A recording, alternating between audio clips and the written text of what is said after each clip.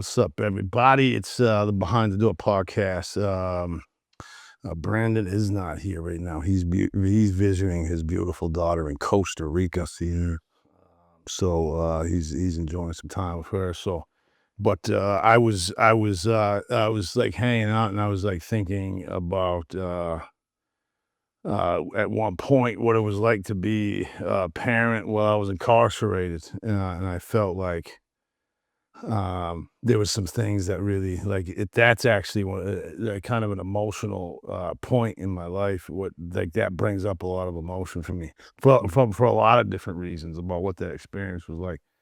And I think about it because when I was behind this particular door, um I can remember this period of time where I was like writing my children with the free stamps, well, for, probably well over a year, and I never actually got a return in that process. Like, I never got a letter back, and I would always write that letter with the free stamps, hoping this was gonna be the one to, um, get a return, or what was gonna happen with that, and, so it was like this thing where I was trying to connect with my kids, but also not having any control over whether that was gonna happen. So it was like this ritual that happened for me every Sunday night is I would start writing the letters, and then, I'd write the letter, and then I'd get, you know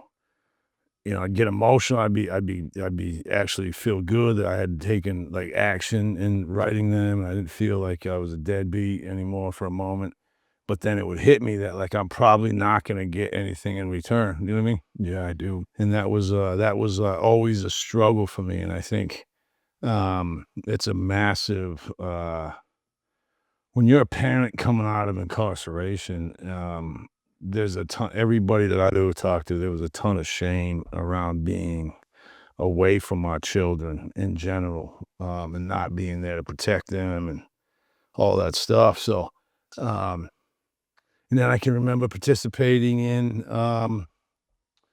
this program that I would read my daughter's storybooks, and they would record that and then send a backpack and the book and the recording of in a cassette player or whatever. And then I would do that program. It was called Long Distance Dads. Actually, at the time, that is what it was. It was Long Distance Dads, and it was like, um, going through that process. You felt like you wanted to make progress, but like, was it actually gonna? Was it actually gonna do something? So I did. I one of the I've always so Donald Bob's here today, and one of the things I've seen about him is that he's always, despite what was going on, he's always tried to maintain a positive relationship with his children, and it's always been something that's been important to him, and he has always like tried to maintain you know what I mean, like um a sense of direction on being a father. That's what I've always known about you. So I thought that you would be a good person to talk about like that experience for you and like what your perspective was. And I was wanting maybe introduce yourself and maybe we could start the conversation. Yeah, and absolutely. Topic is something that's really dear to my heart. Um, and today I'm extremely passionate about being a dad. A little background for me. Um, I'm an individual currently with long-term recovery, coming up on 9 years in July, which I'm super grateful for. Um, Experienced long-term incarceration, substance use disorder, alcohol use disorder, mental health diagnoses. I've been in and out of the system since I was roughly 13 or 14 years old. Spent time in the youth center, spent time 4 prison sentences, the last one being 8 years and 4 months. So that's a bit about my background and where I come from. I also come from a really dysfunctional environment and family life. Grew up with my dad gentleman that was illiterate, didn't read or write, dropped out of school at a young age. Just not secure financially. We were poor, grew up that way. School was traumatic. Substance, alcohol use disorder, within my family, from a young age, grandfather, uncle spent a lot of time incarcerated. So when I think about those types of things, when it comes to being a father, those behaviors and those types of things were modeled to me, you know? Um, and so I also experienced sexual abuse from family members, which really warped my perception of life, just in general. But from a very young age, man, I really remember so deeply within my spirit that I was going to be somebody different and do something different for my family. That's what I held on to. But what I ended up doing instead was perpetuating that trauma, that was, that I experienced and went through, not in a physical or sexual sense, though emotional, definitely. Neglect those things, being a stimulus for, mental health stuff for my children from behaviors in my life. So I vowed from a very young age that I was going to be different as a dad, and so when I held on to that so hard, but continued to not live up to that standard or what I valued, all what that did for me was cause, more mental health issues for myself, those types of things. But for me, growing up and taking all those on, that was why for me it was so important to do something different. And throughout all the years in my life of incarceration, so I have 5 children and a stepson, ranging from 28 years old to 14, with also 3 grandchildren. So I was a parent at 15 years old, and was not prepared to do so. I was already incarcerated at the time. And then I ended up having my second daughter exactly 13 months later. And ended up, while I was incarcerated, I was able to make the decision to sign them over and have them adopted, which so many people told me that was what was going to be best for them. But within my heart and my mind, it's something that I struggled with tremendously for around 13 years, because I'm blessed today that they were able to find me and come back into my life, which is such an honor. Because I never thought that I was ever going to see them, So there's something that stuck out for me over the years. I remember people telling me it's exactly like what you just said, around always trying to, be a good dad. And a lot of people told me that throughout my life and throughout my addiction and time of incarceration. They'd always say, you're always a good dad, though, no matter what, Donald, But during my last sentence, when I was serving that 8 years and 4 months, I came to the realization that I did the best that I knew how to, but I wasn't really that great of a parent, because of the things that I chose to do in my life.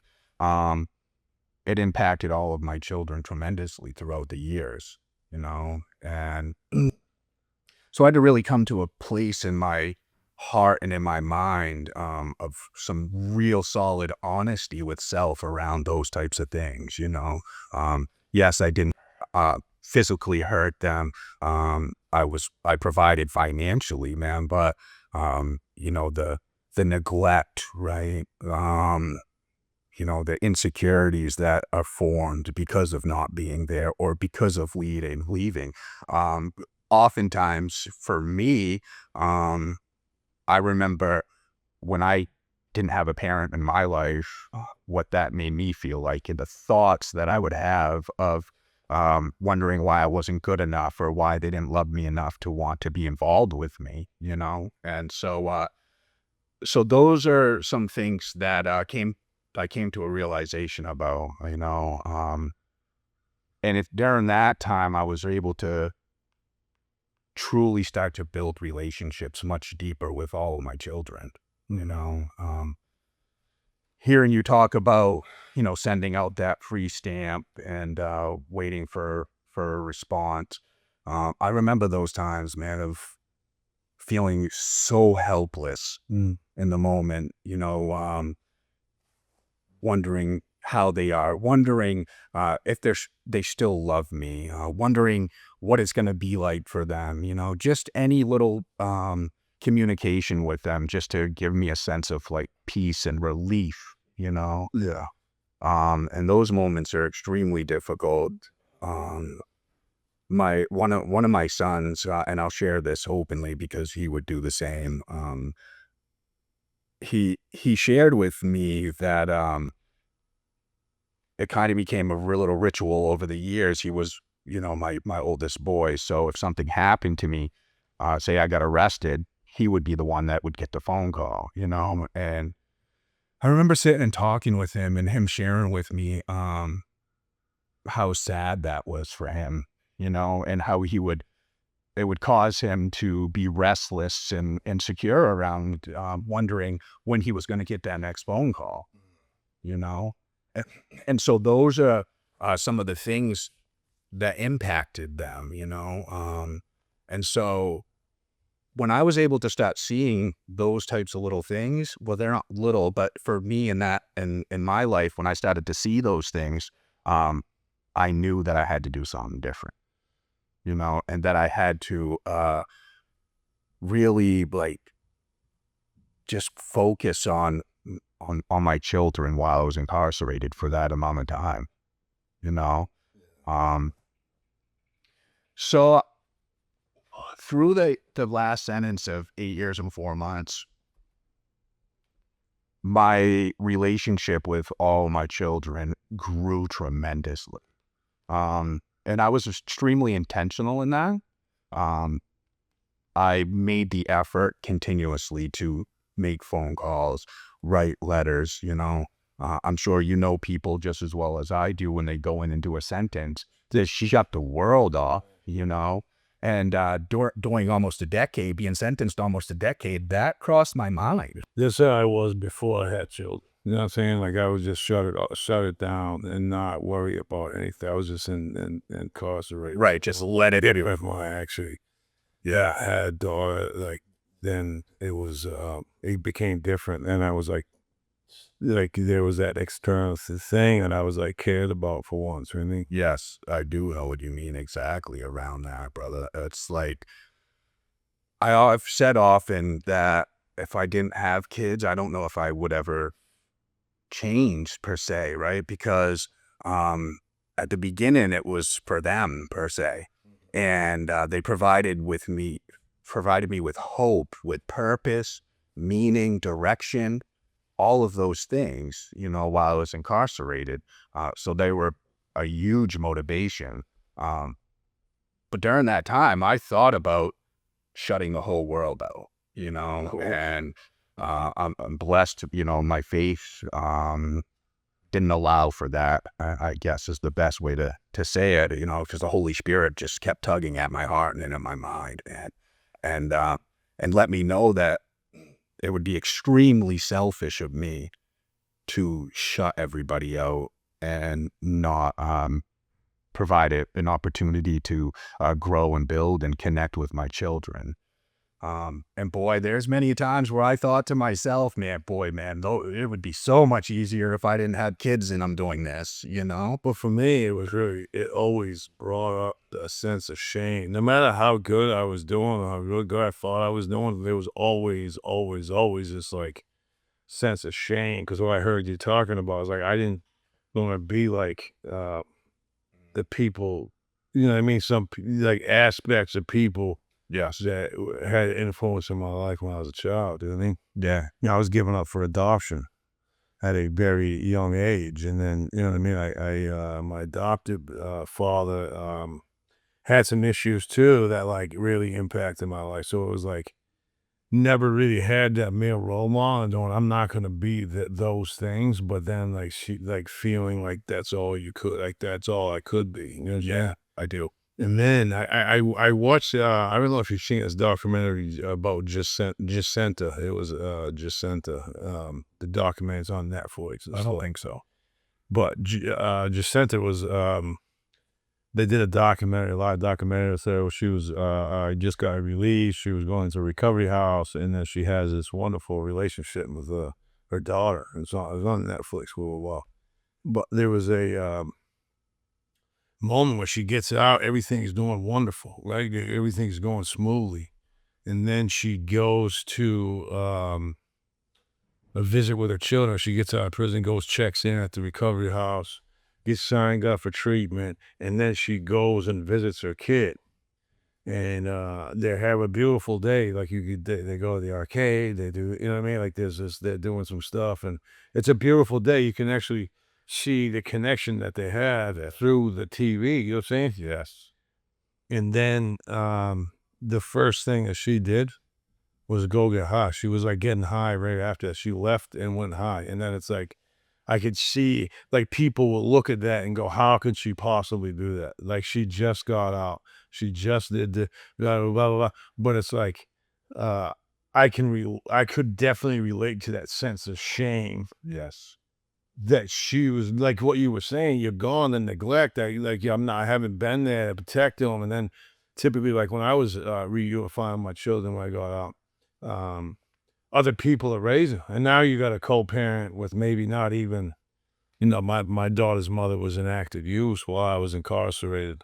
And so my parents were taking care of her. So then there was that dynamic where I had like baggage with them, but then also now they're raising my kids, and now I got co-parent with them when I get out. You know what I'm saying? And I try to do all that. Well, I feel like a complete piece of shit. Yes.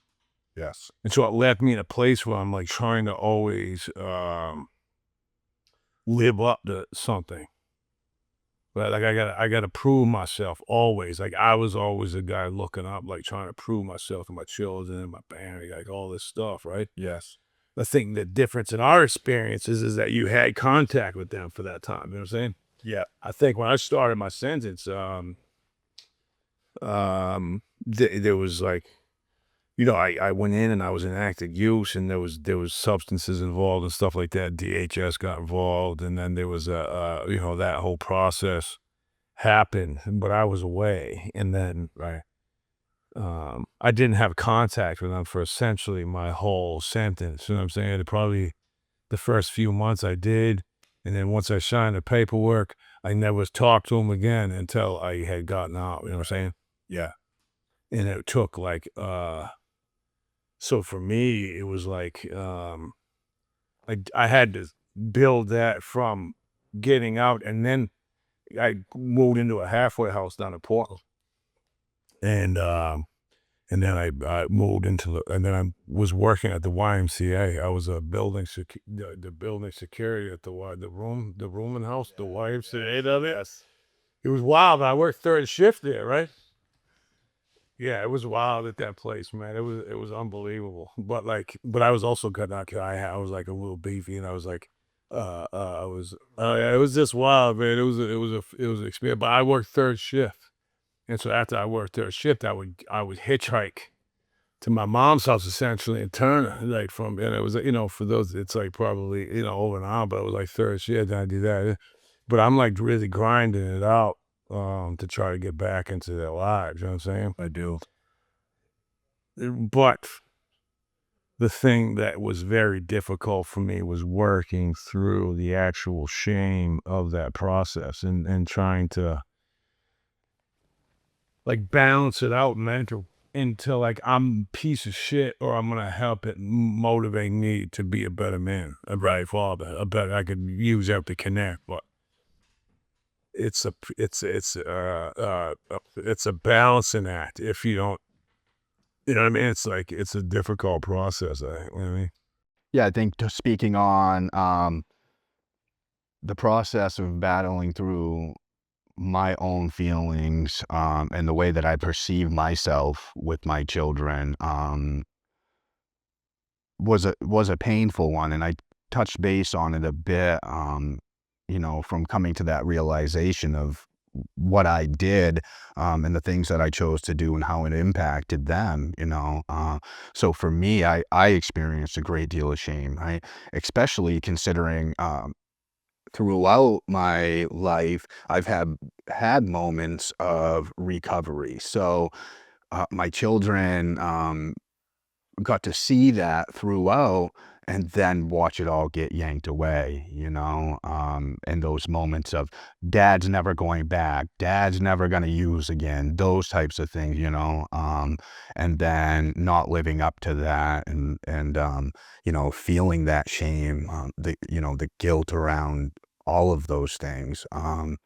Yeah, my journey since I've been home has been one of, experiencing, um, those types of feelings, not only with myself, though with my children as well. I've been extremely blessed to, have built, relationships with them, and I'd really contribute my connection with my kids today due to the amount of time that I was away because of the intention that I set, and being able to follow through with that.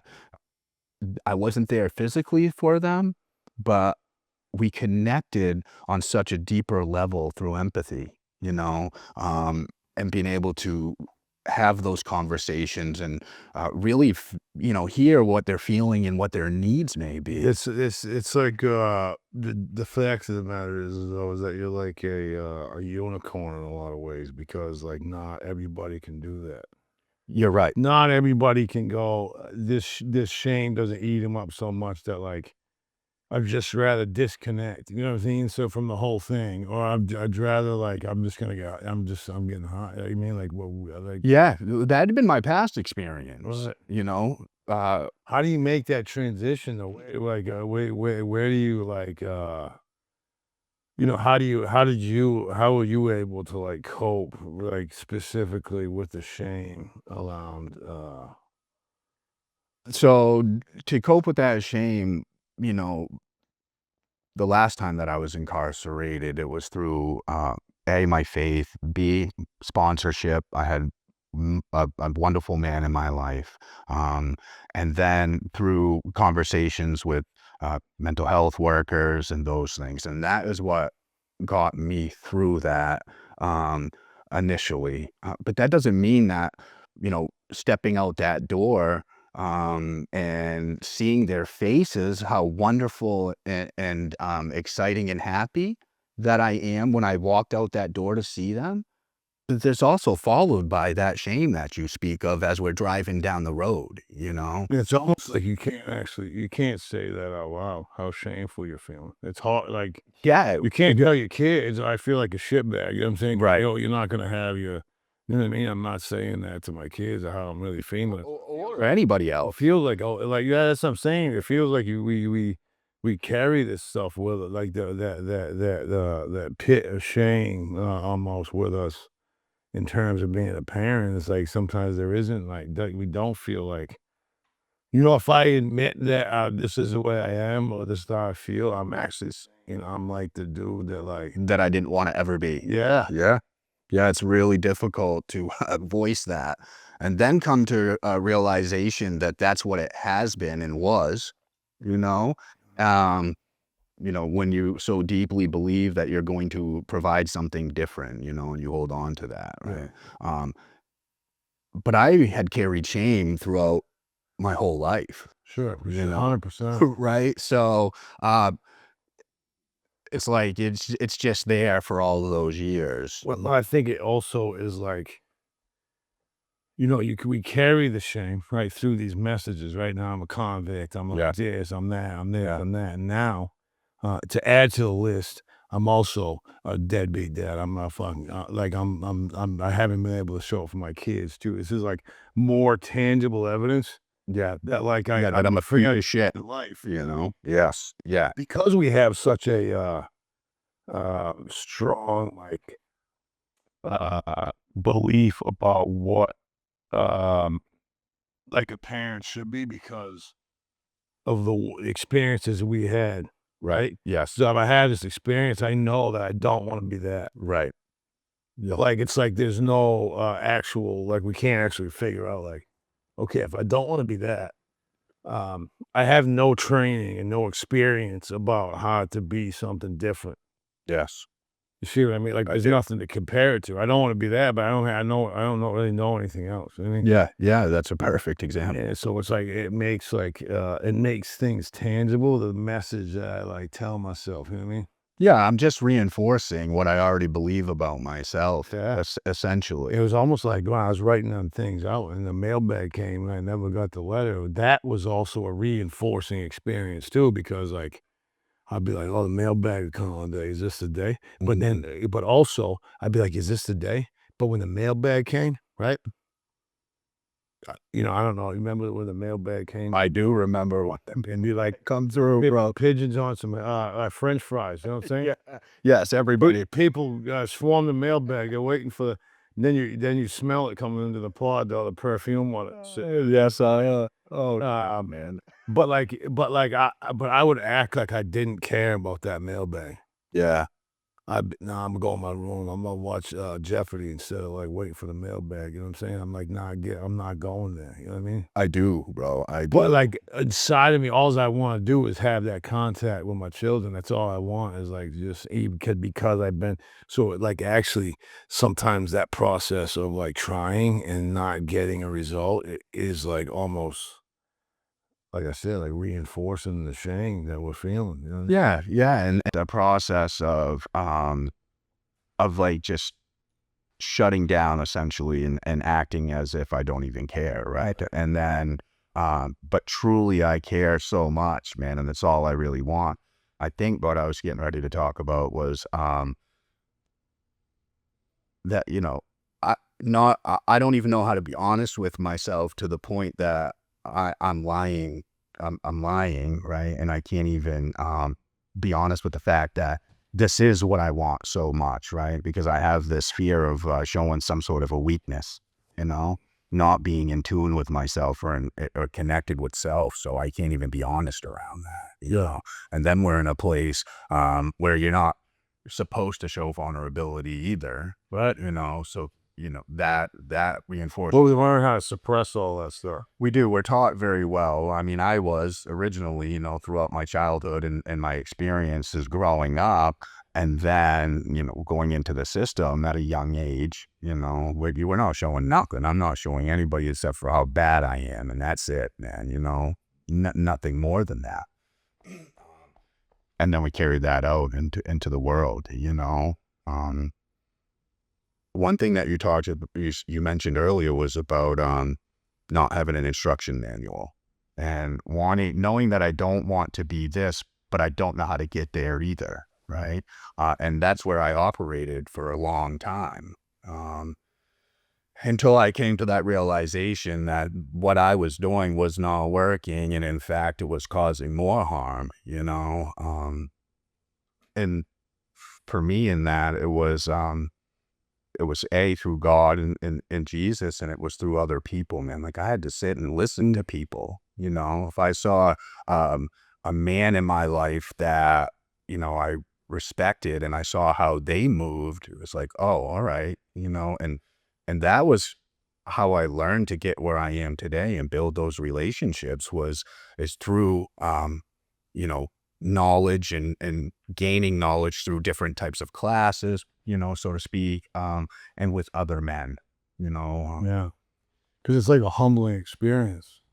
is And if you can't like and part of it for me was like I remember like learning how to paint. Like this is what I thought like being a father was for some time was like I'd be in the joint going, oh, somebody ever touching my kid, I'm gonna you know, I mean, right, right. That's our extent of being a dad. but it's like I'm saying that from a locked facility. Like if something happened, the reality is I'm not going to be able to do anything about it. Right. I'm incarcerated. Mm. There's literally nothing that I can do. But what I would be in the system going, well, anybody touches my kid, I'm not. And it was almost like that's how I would like play out. And then because I believe that like that's sort of how I parented, I get out here and I don't know. Yeah, like I almost like my daughter had ran away, and I almost held this kid hostage and all this stuff. 'Cause I had this like belief in my head that I had to like inflict violence on people. That's how I could be a good father. Is like a protector. Is like I gotta show this other side. Right. Right. When all that stuff and it didn't really matter. Like all that stuff. Our kids need our time. Yeah, similar, right? What I believe to be a man plays out into how I would parent, before. And I sold substances thinking that that's how I was gonna get ahead in my life and change their lives, And as we know now, man, it didn't work out very well. So That's just baked up in the old thinking, though. I mean, it's like this is what I knew because this is like that's all you know. That's all you know. And like I can remember going, if something ever happens, I'll just do robberies. You know what I'm saying? Take care of the kid. You know what I mean? I'll do whatever it takes to take care of my kid. I'll do robberies. I'll do burglaries. I'll steal shit from a grocery store. right. I'll hustle diapers. You know what I'm saying? I'm out there. Yeah, I mean, like doing the stuff that I thought this is what I was supposed to be doing to be a father. And it was like, and it wasn't until I was able to actually humble myself in that process. Yeah. Because I went down, like, to be honest, I told you I was adopted, and I had this huge realization when I went down and met my biological father for the first time when I think I was like 27. Mm. And I was talking to him, and he was like telling me, like, oh, these people talk me into giving you up for adoption. Like it was, you know what I mean? Like it was like, it felt like there was no responsibility in that process, right? Right. But I had already tried to get honest with my own children about where I was at. I was using drugs, man. I needed to get help. I needed to go treatment. I need to get healthy. I need to do all these things. And like, here, I'm back now. You know what I'm saying? Like, I'm honest. I wasn't like telling them, oh, I was going to college for 2 years. You know what I mean? It wasn't like that. I actually got honest, and like, that's where my relationship started. So now I was like down here. I went to South Carolina, Greenville. That's where I was originally born. And then,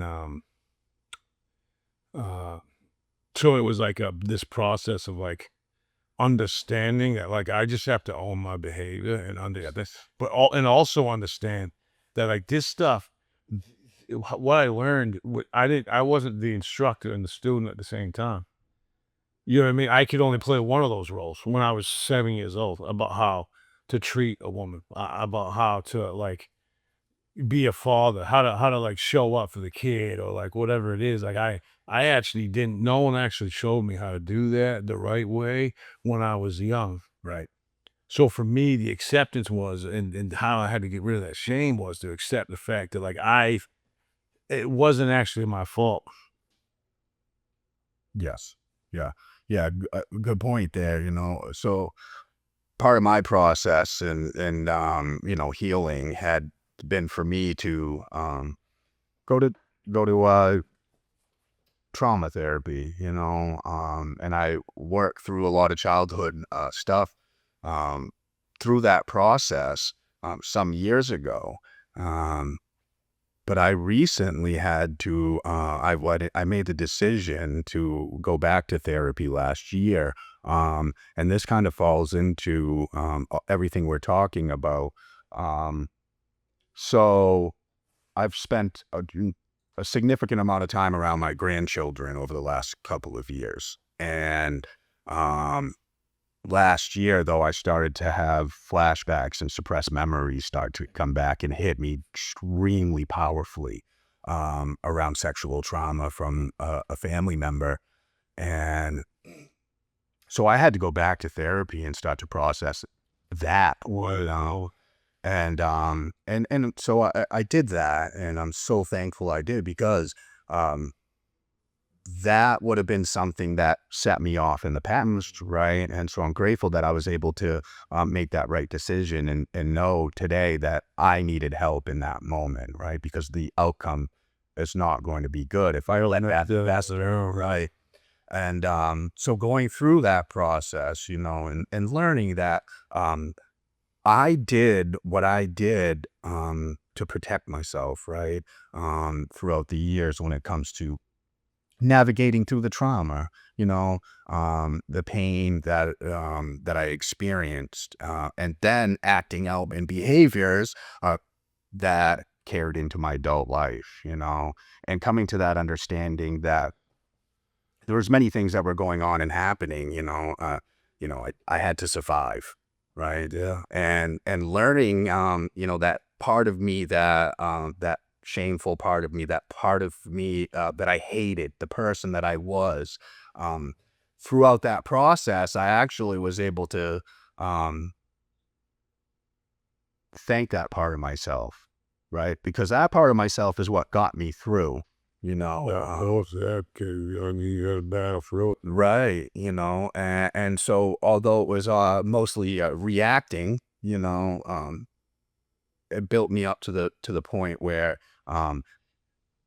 things that we've gone through, and I can say we because I know you, many would fall and have, so So, man, I think about like, I spent a lot of time, the day my daughter was born, I started a high risk bed at the Supermax, like 10 and a half months. The first 10 and a half months of her life, I was in the Supermax. And I think about that process sometimes because so this was, she's 24 years ago, right? mm, And in 24 years, there's like, I think there's not many people still alive that were in the other cells with me on that court during that time period, mm, or they're doing life in prison. right, And I saw that unit in particular, like really actually like break people down mentally to a point where like they are doing things that they probably never thought that they would do. And, there's no, like, there's no explanation for me about how I was able to keep my mind focused through that and actually show up for my kids and my daughter, you know what I mean, after that experience, you know what I mean? yeah, It's like, I don't know, I can't, it's like almost unexplainable to me some days. I think about that. It's like, man, like, how do you come from that and then show up and be a father, after you saw that side of the world, you know what I'm saying, or that side of humanity, and then, like, you come back from that and you go, and then to try to teach your kids, like, right from wrong from that, with that kind of that perspective of like, right, I've been around people that like would really hurt, you know what I mean? Like that other side of life, that the predatory, like I see what people like what people are actually made of. And then I go, man, like this is the world that like, when I mean, I used to love to think about that at the Supermax going, this guy just got out fucking last week. Like, what this guy wants, you know what I mean? Like, yeah. There's like, and I can't do anything about it. You know what I mean? yeah. Well, that lot that the lack of any control is That's the hardest thing to do. difficult, right? And we get out and we want to see, like, there's a tendency to want to control. Right, come back in and then control. Well, I say, wait, nah, it's me. I'm back. Daddy's home. Right, right. Daddy, wait, where have you been? Where you been? You've been gone, Raleigh. And then, like, and it's just proven fact, right? That, like, kids that have parents that are incarcerated are at a higher rate of trauma. Yes, yeah, higher rate of Living incarcerated, all that stuff. It's all the way up. And it's like, you actually always know that too. And like, for me, I was like, had a child with somebody that was actually, we were in active use together. yeah, And so it was like, there was no way, there was like no chance that like I could actually, I had my first child. So I was 17 when I went in. I was 17. I got out when I was 21, a little after 21. And then I immediately had a child, pretty much, you know what I'm saying? yes, And it was like, what I didn't know. I had no idea how to be. I had no. It was like not even. I had literally no idea how to do that. Yeah, no clue at all how to pay. No clue. Same. Because I just was in prison for 4 years. You know what I mean? Like, I have no clue. And like, and then you go step into that, and then you go back after you. It's a wild experience, but the thing that really changed everything for me in terms of this is like that acceptance piece. You know what I mean? The acceptance of who I am today. Yeah, it's not that person, right? Yeah, and then sometimes like that had made me parent from a place of guilt and shame. Yes, been there myself. And so then there's like no boundaries. Yes. And then you're like, and then like I said, you get into a place that you're always trying to like live up to something. Like I'm not gonna, my kids are never gonna be able to forgive me. You know what I mean? Yeah, throughout, multiple sentences, that's how it was for me, right? It was come home, dad's home, I'm hitting the grind, pockets full of money, right? So guys, right, and not understanding that how important boundaries are, how important it is for me to say no, you know what I mean? To teach them, that it's healthy, right? Because I didn't know any of that stuff. And that's what I did. I mean, once I started going, it was like I got out and I started working and trying to make money and provide financially, and not seeing where I was lacking, like emotionally, or not even see like a blind spot to it. You know what I mean? Yeah. Thinking that like the material things and giving and producing were like that's what a parent, like their father was, is like a breadwinner. You know what I'm saying? I do. From my image, is like I gotta work. You know what I mean? Yeah, work I hard. think that sacrifice though is the time, right? Like the time, like I'm working and then other things happen and then like it complicates everything. So like there's such a pressure, like I think when you're trying to do the right thing, that like you have to live up to this. You gotta earn the money. You gotta get the paycheck. You gotta get the house. You gotta get the car. You gotta keep going. You gotta keep going. You gotta provide. Because the kid, the other thing, like you don't ever want your kid to go without because you've been away so long. You know what I mean? Yeah, absolutely. And those are things for me that in my past it was exactly like that. I think you said earlier, I'm a unicorn, and in a sense, I agree because not everybody goes through this life and experiences that we share in common, and is able to come out back into the community after serving a long-term sentence and be able to rebuild those relationships. And that's what, in the unicorn piece is that like you come out of prison and you're able to humble yourself to the process, right? Yeah. To be able to go, I'm gonna put I want everybody to forgive me and be like, you know what I mean, like, uh, um, so I don't feel pain anymore. But so I want to go away from myself. I'm not actually please have. I'm telling you, rush it. Right. And so I'm saying is like there's a process that has to happen, and it's a slow process, and that process is not on your timeline. It's on their timeline. It's on the child's timeline. It's on the mom's timeline. It's on a lot of people's timeline. And all you can do is just continue to try one day after another to put one foot forward and go. It's gonna pay off down the road, I hope. Yeah, I think that's an excellent point to make. Really. It- we don't know, right? I just shared with you guys that I at 43 years old, I'm being faced with this traumatic experience that occurred from when I was 5 to 10 years old, right? So we don't know when that's going to come out. And I remember being released and I was sitting with my two sons. My first night out, I came down here to Arcom. We were at Buffalo Wild Wings. My wife stepped outside for a moment and my two sons and I were sitting there and they said, Dad, we just want you to know, like, we're not mad at you. Like, we're not, angry with you. And I said, okay, I appreciate that. I said, but I want you to know because you should be. You have every right to be, right? And now it's been a little somewhere 3.5 years. You know, in a couple, about a year and a half ago, one of my sons ended up having to make the decision to um go to therapy to heal around all of those things that he said, "Oh, I'm not resentful about that," you know? And I'm so proud of him for doing so. The courage it takes to sit and have conversations. Was that right? You know?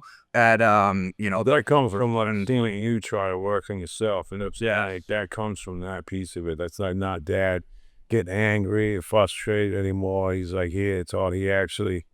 It's not about the money. Like that, the feedback that you give him probably is worth way more than any anything you can buy. so much more than that. And that foundation was built for me through that last sentence, you know? So, um, building that relationship with them had allowed us to get to this point, you know? I mean, I've had Christmases since I've been home where at the end of our Christmas night, there's 5 of us sitting around a table crying, you know what I mean? Healing, being honest and vulnerable, you know?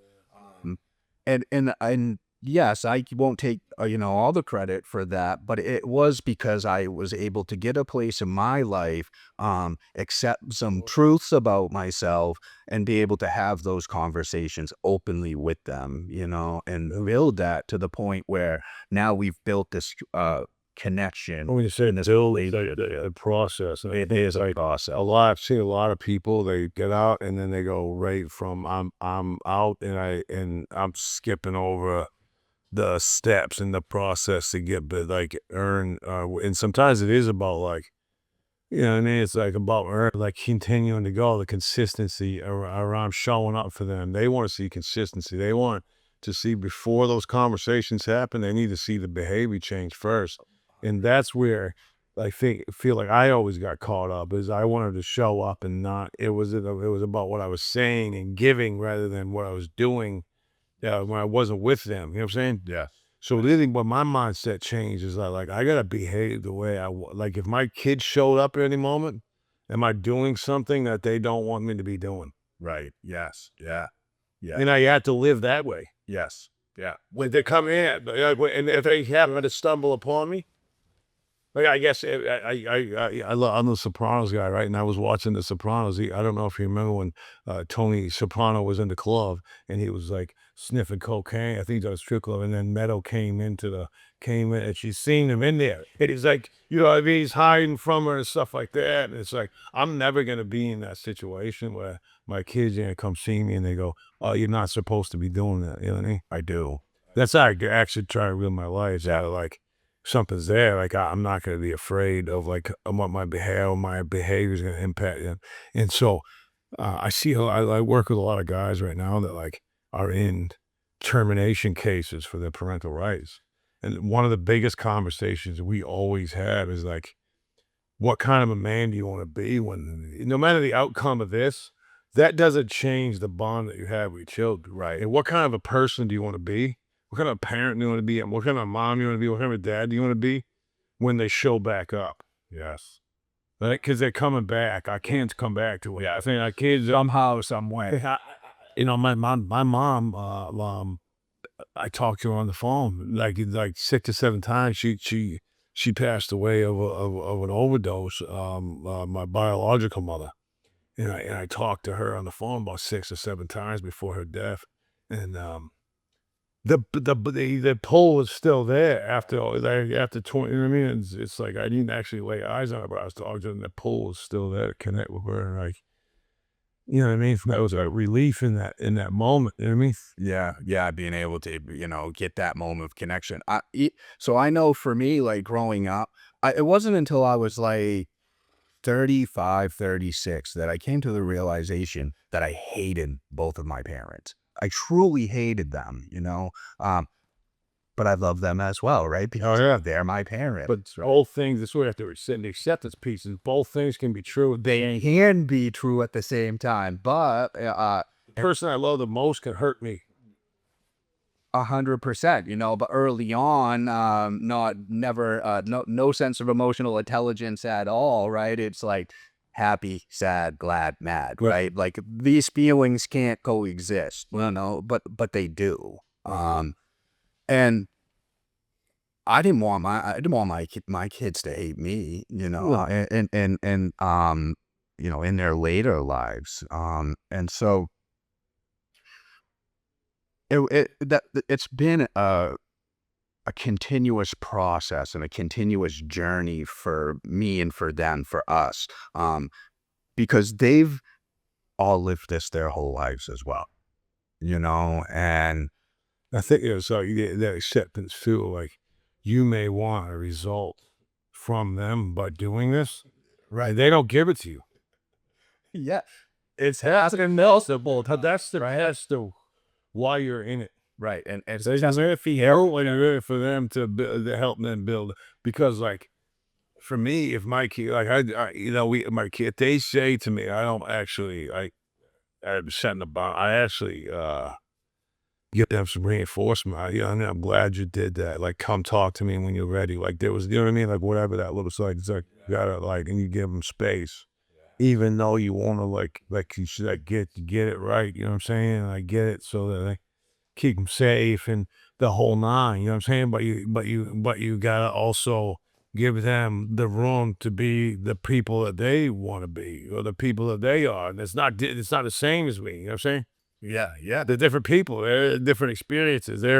My experience being in prison. I don't know what happened on the day to day for them when I wasn't when I was incarcerated. I don't know. Right? I can't live. I can't walk those shoes. You know what I'm saying? yeah, But then it's mixed. There's got to be some acceptance around the fact that like I'm doing the best that I can now. You know what I'm saying? And it's got to be good enough. yeah, It's gonna be okay. yeah. Even if it might just take some time. But if my best has to be giving people their time, giving people their room to heal on their own. Yes. Yeah. We've gone from evident scenarios. But then if they don't heal, because they're also responsible for their own heal. Yes. So I can't let them because they don't want to heal. I can't continue to be hurt by staying in the unhealthiness with my own children.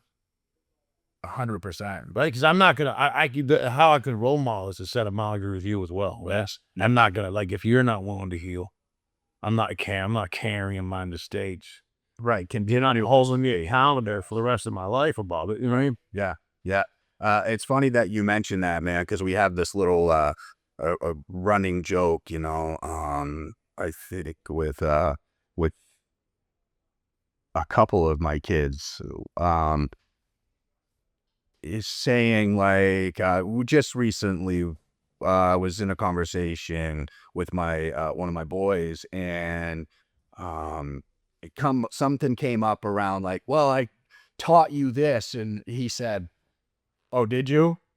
You know what I mean? And I said, all right, hold on. After 3 years, you can no longer say those things. You know what I mean? Yes. Oh, I'm hearing that. Right, right. And hey, I paid my dues, no doubt. But I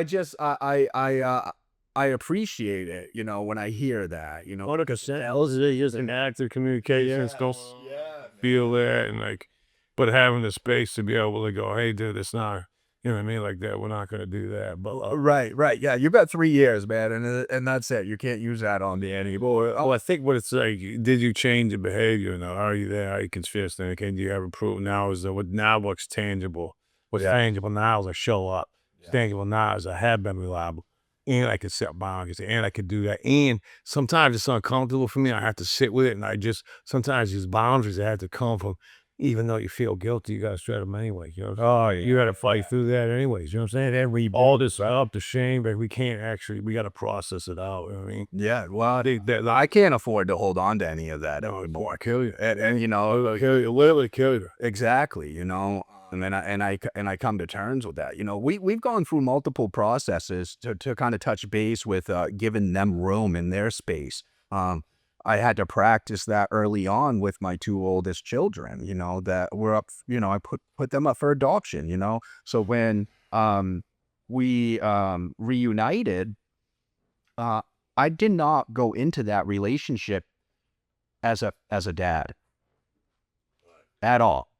Not in my head, right? In my head, it was I'm the biological father to these children, right? But I'm gonna put it in their court, so to speak, right? Because there's gonna be a lot of questions. There's gonna be a lot of conversations that are gonna be needed to add at some point. So I never went into that with trying to, pressure them and allow that to be what it was. And sometimes it's I can feel really connected to my kids, and then there's moments where that disconnect comes, and we've built a relationship to the point where I can text message or make a phone call and say, hey, I'm starting to feel disconnected. I'm just wondering what's going on. And sometimes it's nothing comes out of that, and then sometimes wonderful conversations come out of that. And then time passes and something might crop up. It's maintenance and consistency. A lot like really like, just like any relationship, it's like you got to prune the plant. I mean, in order to make it grow, you got to water it. You got to take care of it. And when we ignore these things, they don't grow. They don't like they don't. It doesn't get better. Right.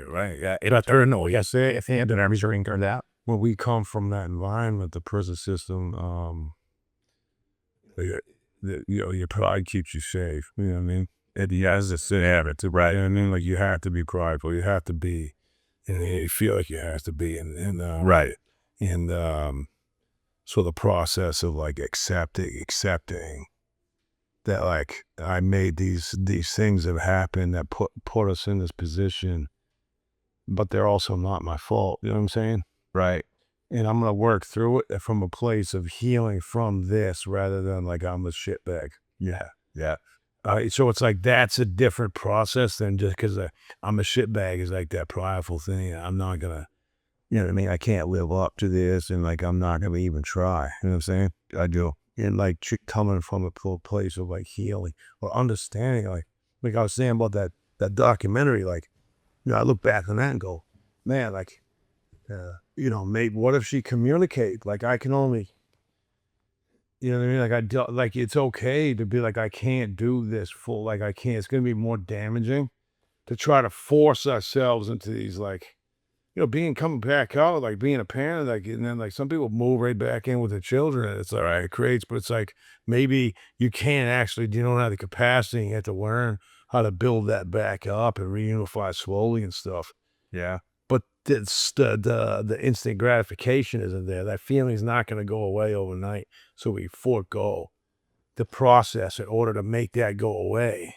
And I think that's where people get in the most trouble is that I don't want to do the work that it takes to like actually heal up from it so I can look at my children from from an unselfish place. You know what I mean? Yeah. Yeah. I love how you just said that, from an unselfish place, right?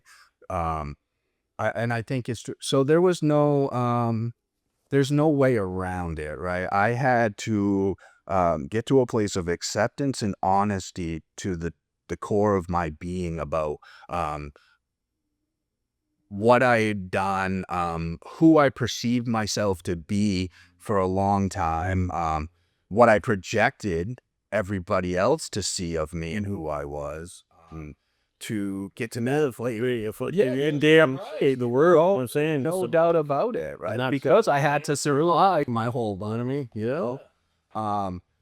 from learning those things from a young age and not even knowing it then. But when it comes to getting to that place and getting to that place of acceptance and honesty, man, there no way for me to be in the place that I am today if I don't face that head on. And it's scary sometimes, man. Sometimes it's painful, right? It hurts to get honest with self, and then start the process of healing and making changes. There was no other way around it for me. If I did not do those things and continue to do so, today, I'm in trouble, right? And so I had to humble myself to learn how to be a father because I know that no one taught me. Yeah. So I have to learn. It's not like relearning. I have to actually learn how to do that. You know what I mean? Yeah, you're absolutely right. There was no relearn. Because and in some ways, I mean, it's been trial and error and like making mistakes and all this stuff, and like we go through all these things, and it's like, I'm in a position. I wanted if I get my kid a house, and it's gonna make everything go away, like a real home with a backyard, and then everything gonna be good. It's like all that stuff is like was in a lot of ways needed, but also like just trying to make myself feel better. And I wish I would have done the work into more. You know what I mean? Like continue to like do internal work on myself in order to stay out of situations that like still come up today. Like it's talking about, right? Like they think we still have problems, but it's like how can we reduce them, minimize them, and come from it from a place of learning and healing rather than the pridefulness. You're gonna do it my way because I said so. I mean, it's Right. not gonna work that way. I I want to touch base too, if I can, real quick around. I heard you say, in reference to the show on Netflix about if she only communicated that she couldn't handle that or do all that right then. And I love that you pointed that out because I was just sharing recently with a group of men and my wife and some family around how I struggle today. I have 3 grandchildren, and I rarely take more than one at a time because the honest truth is I can't handle it. Well, it becomes overwhelming for me, and then I don't enjoy my time with them, and so I choose to take one at a time. But there's been moments for me where say I get asked, "Oh, could you take the boys?" And there was some times where I did so, out of fear. But you won't be able to see him again. It's like, Like, Right. well, what if I tell her no? Is she not gonna let me? I'll never see him again. Right. That's the stuff that we have to battle. And we have to battle through that because hey, it's not even real, Right. right? Yeah, I just made it all up in my head real quick. Yeah, but we also always think that way. You know what I'm saying? It's like It is, yeah. I don't think I don't know about everybody else, but for me, in 3.5, this is the longest I've not been in an institution since I was a kid. And it's 3.5 years since I was 13 years old. Yeah, I'm going to be 44 in June. So to live my whole life the way that I lived it, and then to come home and be a dad. you were doing biz and having babies, man. That's you serious for our kid. It's time. Yeah, I know, for real. You got me about 2, 3 kids in between sentences. Is that what it was going? Oh, man, two. So this is how it breaks down for me. I have 2 older daughters, right? One woman, and then I have 2 boys with another woman. Then I have my daughter who was 21, who's not my biological daughter, but I met her mom when she was 1.5, and she's 21, and I'm still dad. You know what I mean? So I have like multiple dynamics. Having babies, so that does, you used to put that. You just Yo, we could make money on eyebrow Berlin. Oh For real. Oh, but learning to be able to just simply say like, I just can't, or I don't want to. You know what I mean? Like, come on, man. That is like life changing, dude. When we realize that we have that power, truly. But there's nothing been easy about. I've sat and shared about how wonderful my relationships are with my children, but with that being said, it's been a lot of work that's gone into it. It's been a lot of conversations, a lot of feelings, and that journal. Yeah, we got to go through it there. and just being consistent and just showing up, and I think that's it's like that. I think is sometimes the message that we want to probably. I mean, we can wrap up this like consistency and like being humble. and this process has to be the big is at the front of everything that we're doing, right? Is that like that has to I get to be humble. I have to keep showing us. No matter if I'm not getting the results that I want or not, I just have to keep put one foot in front of the other. Continue. No matter if it like is uncomfortable for me or it hurts or whatever's happening, to make myself unselfish so I could be there for my children, right? Yeah, because it's all going into like I don't think I changed from that little kid until a few years back, my brother. That's crazy. It's like it's like you're trying to kids having kids, right? Like I had, and I'm so grateful that I did because I had my daughter and I had my granddaughter too, right? And she's a beautiful little girl, but as I was a child, I had a child. I actually had no business having a kid at the time, but but it's like I'm so grateful that I did, but it caused some damage for her. I mean, I wish I could take it back, but I can't. I mean, no, I also can't carry that around me I can't carry around mistakes and like hold myself accountable to that for the rest of my life because I know I've done the best that I can as long as I could do it. Right. Yeah, and I have to accept that. It has to be good enough for them. Yeah, and it has to be real, right? That acceptance for me has to be real. I'm out to believe. It flip-flops day to day sometimes. Yeah, the acceptance comes and goes. You know what I mean? Sometimes it stays longer than that. And yeah, I struggle. But to know that like I just have to be consistent and like no matter if the acceptance is there or not, I still have to show up. You know what I mean? Yeah. But I just, no matter what, just keep showing, one foot in front of the other. I gotta keep doing the work, and like things get better.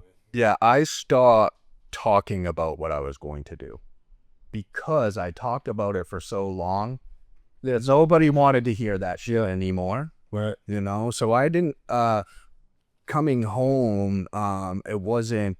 It's gonna be different, It was just like I'm just gonna keep moving, man, and that's what I've done, since that moment. I keep moving, right? Stay humble and stay consistent. Yeah, see, okay. We're gonna wrap it up. Here's another episode. Thanks for coming, Don. I really appreciate you, man. I appreciate it, brother. That was a great conversation. Thank you.